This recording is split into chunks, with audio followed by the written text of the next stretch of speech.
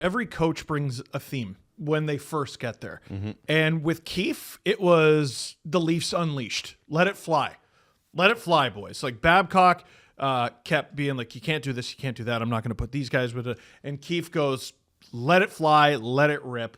And it did lead to some positive changes. You know, it not necessarily right away, and COVID kind of screwed it up and everything. Berube's work, skate, dig in, and work. And Lorentz embodies that as good as anyone on this roster. Now, have loved watching him play. You love a guy that hustles. Let's talk about a guy that really made a big difference. Game one, and I'm gonna talk about a position that really made a difference. Okay. Game one, gentlemen. You know, I know that they lost the game, and we could talk about why in a second. But Anthony Stolarz, when he had to be, was spectacular. 1 goal against, power play goal, perfectly executed play by the Habs. And a great goal scorer with Cole Caulfield. Gave you a chance to win. Like more than a chance to win. More than an adequate effort. This guy's a great goalie. Great goalie, I have no doubts. When we talk about the Montreal game, Jesse and Steve, you know, I think, Steve, you kind of mentioned it in the LFR at Greta downstairs, which, by the way, the live LFRs, I know they make you nervous, but I love them. I don't remember a word I said. It was great. It was a great one taker. I really enjoyed it, and being there in the crowd for it was lots of fun. One thing that I think you mentioned that I think we need to expand on, and it's somebody, I was actually talking to somebody who coaches the other day, and they said the exact same thing you did, which was, okay, yeah, they had 45, 46, 47 shots. And Montembeault set a record, and that nothing should take away from that. But what kind of shots were they, guys? Oh, just a muffin factory. It was a lot of putting it in the chest to get a face off. A lot from the back end, which are low percentage shots, but it's okay. Like Drew put it great because Drew brings, as a fan of a Western Conference team in an Eastern Conference market, it's always great to get that perspective. And he's like, that's Western Conference hockey. You fire shots from the point. Fire it from the back end and go get the rebound. Where was the rebound?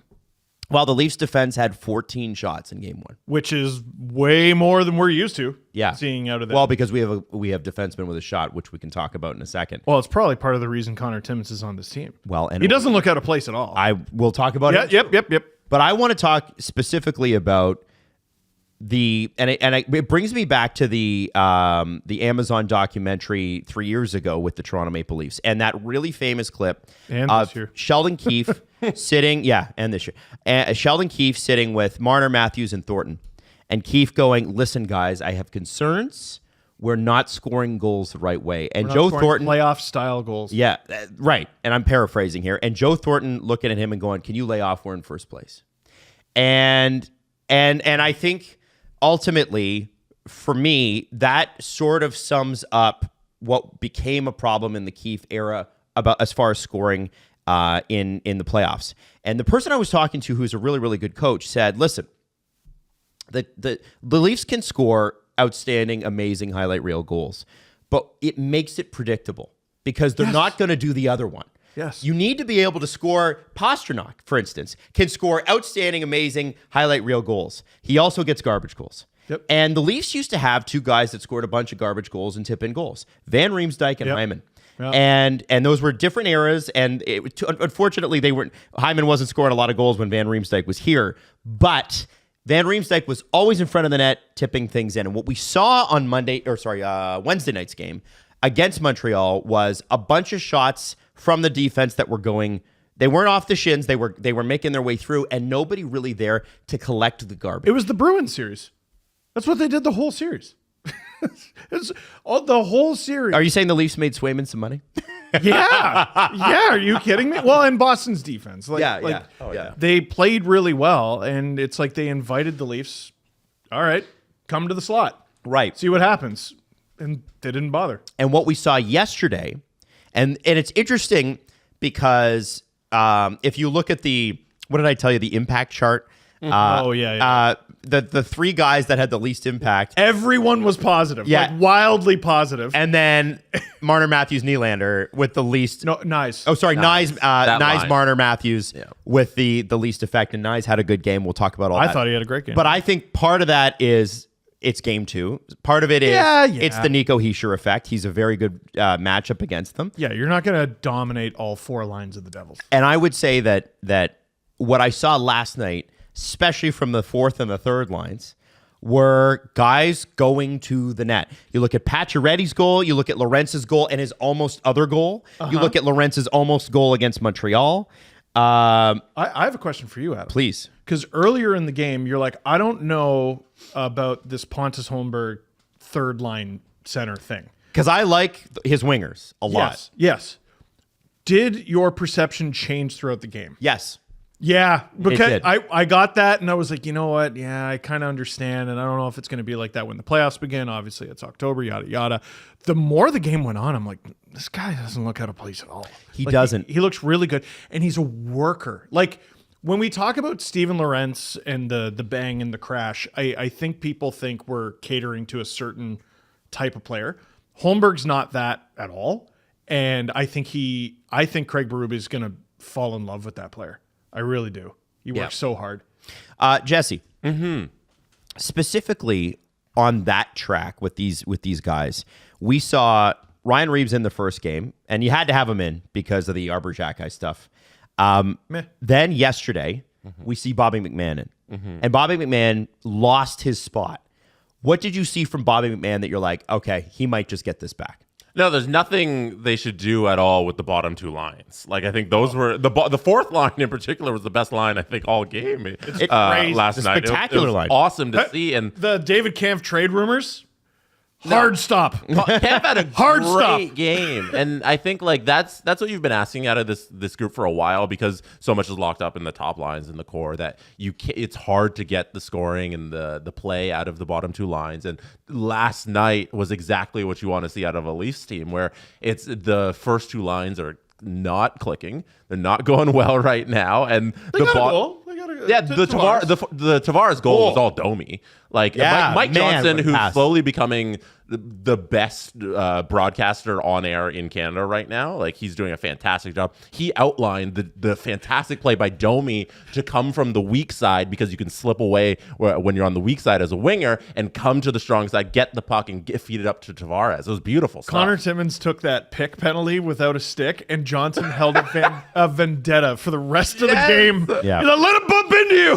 When they highlighted Mitch Marner trying to get it before they come in offside. And it worked. It worked, but they were offside, and he was like, oh, he did it. I got that. Like, the excitement he has while broadcasting a hockey game, you can genuinely tell he's into it. God, he wishes he was still playing. Yeah. Also, 50? How is he 50? He's 50. Oh my God, there's no way. Some people are just lying. gifted. Yeah, they're lying. 50 he's years not old. 50. Shut the hell up. No, you're not. But with those bottom 2 lines, you don't mess with that. You don't change that at all until they tell you that they don't have it anymore. Because right now it's really, well, after 1 game, 2 games, it's really clicking. So and New Jersey dominated Buffalo, and I think that's the key. By the way, you want to see an 0-3 team? Oy. The Sabres. Oh, baby. They stink. Holy shit. Now, it's the first few games, and it's always an overreaction before you even get to game 10, but who cares? That's what we're here for. Oilers lost 6-0. Yeah, exactly. That game was crazy. We'll talk about it. But I want to say that when I look at the bottom few lines, what is a test is that this Devils team did play 2 games. They're already into their season, and they looked awesome against Buffalo. It wasn't like Buffalo was ever in any of those games, and they looked awesome. Top to bottom, they looked tougher with Brendan Dillon on the back end. Dougie Hamilton looks like he's coming back. Jake Markstrom looked really strong. Again, I know it's Buffalo, and I know JJ Peterka was out, and I get all that, but my point is... Why was he out? Brendan Dillon. Yeah. So, but I also want to say that I think I look at this, I look at those 2 lines against the New Jersey Devils. That's a real test. You know, I made fun of you a little bit earlier, like, yeah, it's their home opener, and I'm like, Toronto's beat them every time for the last few years at home. I get it. But the reality was, the core 4 guys, and I know some of them are taking heat online today. It's like, stop it. Not every game can they score. And the problem was, and we said this many, many times last year, is when they weren't, the Leafs could not win. What we saw last night was 3 goals from the bottom 2 lines. In exactly, like, forget who they're from. Goals are going to go in. Goals happen sometimes. Bobby McMahon's goal should not go in. Markstrom should have that. Markstrom, to me, is one of the most mystifying goalies in the league because he has two modes, Vezina candidate and replacement level. And the Bobby McMahon goal should not have gone in. Right. The Lorentz goal, it's a nice backhand. I don't really know if that one should go in. You'd like a save on at least one of those two. Mm-hmm. What was going on during all three goals? Pacioretty, chaos in front. Second goal with McMahon, chaos in front. Mm-hmm. Third goal with Lorentz, what's happening? Chaos in front. You even saw Listen to your coach. You saw Matthews creating chaos with Kovacevic. Yeah. Right? And I forgot about that. Even though that didn't go in, I saw Matthews throw a pretty big hit against Montreal to start off the game. Yep. Behind the net. And he's not a huge hitter. I saw Tavares when he hits, it's like I just don't want to hurt you too much, but I am going to hit you. Yeah, nothing personal. Yeah, exactly. Yeah. But there is shit going on in front of the net now. Yes. At least with those two lines. Dude, listen to your coach. Listen to your coach. Listen to your coach. Listen to your damn coach. Sheldon Keefe would still be here if they listened to the damn coach. Now, it's part of the coach's job description to be listenable, like to be like, you know how there's players who are uncoachable. Maybe you just can't get players to be coachable. Like I think that's got to be part of your gig. The last guy told this team to go to the net. Yep, couldn't do it. And we know that. So if Berube has success doing it, I don't want there to be revisionist history with Keefe, like, oh yeah, they were playing Keefe hockey and I hated that style. He told them to do something, they wouldn't do it. Can I just for say, several years? We know that now. And I know we're 2 games in, so take grain of salt. A week from now, this could change. But guys, I brought up Matthews for a reason. What's Matthews wearing this year on his shoulder? See, and what's he doing? Playing hockey, but he's committing to by doing what he did with Kovacevic, and also I couldn't tell which direction you were going, and also throwing some hits against Montreal, whatever, and he did hit some posts like that. The Leaf Montreal game could have been 4-1 Leafs, like if it wasn't for the posts and all that. Ifs and buts, I get it. Yeah. My point is, if Matthews commits to this, nobody else has an excuse to not. Mm-hmm. And I think, and it's like I look at it's not. This is not a hit out against John Tavares at all. But it seems like Austin's like, okay, I'm going to do this too.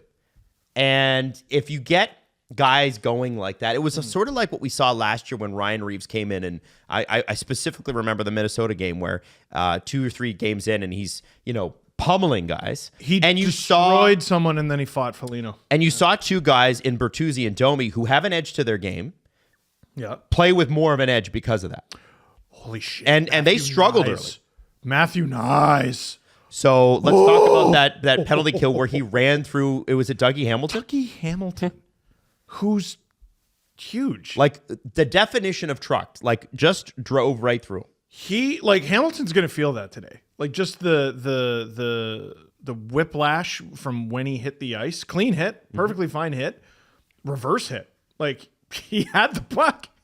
When he hit him, he ran him over, steals the puck off of, I don't remember who the other Devils player was at the other blue line, and then he gets a clear shot on goal on Markstrom. If that goes in, there wouldn't be a Nyes jersey on the shelves today. There wouldn't be. It was absolutely unbelievable. That line, Matthews, Marner, Nyes, I know they didn't have the best game. I don't think they played poorly. It's like if I had one piece of feedback from the first 2 games, and a lot of people are going to roll their eyes, and every time I've said this over the years, I've been right. Mitch, shoot it. They know you're passing. I don't think that there's anybody that's going to. Yeah. Like and Mitch has a good shot. I think that has been a problem with Mitch is that he does sometimes pass when he should shoot. I think he could score 30 goals in his sleep. Oh yeah. And just there was a wraparound there that he could have had, but he's so pass first that he didn't have the time to be like, oh, I can just tuck it right here. Mm-hmm. I thought it was most evident during the 6-on-5 at the end of the Montreal game when I think they mustered 1 shot on goal. Yeah. He's not shooting. In about 90 seconds where they're completely dominating Montreal and just cycling the puck around the net, all they kept doing was moving the puck in a circle around and never just throwing the puck on the net. And then they did a couple times and things kind of happened. And is that dominating when you're cycling? Like, you have possession. Right. But is it truly dominant? Because the team is perfectly fine in a 6-on-5 to let you have possession as long as you're not shooting. That's what the Bruins did, right? The whole series. So go ahead. So Jesse, when you see that, like, so that is going to be... And Max Domi, to an extent, does this too. Max and Mitch are the best passers on this team. Well, the difference is I don't want Max to shoot it. That's the difference. I'd rather Mitch shoot it. Mitch has an unbelievable shot. If you see this, and they call it north-south. You're hearing a lot of north-south hockey. Sure. Guys, how long do you think, and I don't think it's going to be long before Mitch goes, okay, you know what? I'm just going to fucking shoot it. I'm just going to rip this. That happened. It was a few seasons ago. I can't remember when it was. He was in kind of a goal slump. And I tweeted, I'm like, God, I wish he would just shoot it. That's all he's got to do. He has a good shot. You can see every time he shoots it, it's a good shot. Just shoot it. And then I think he had 2 goals that night.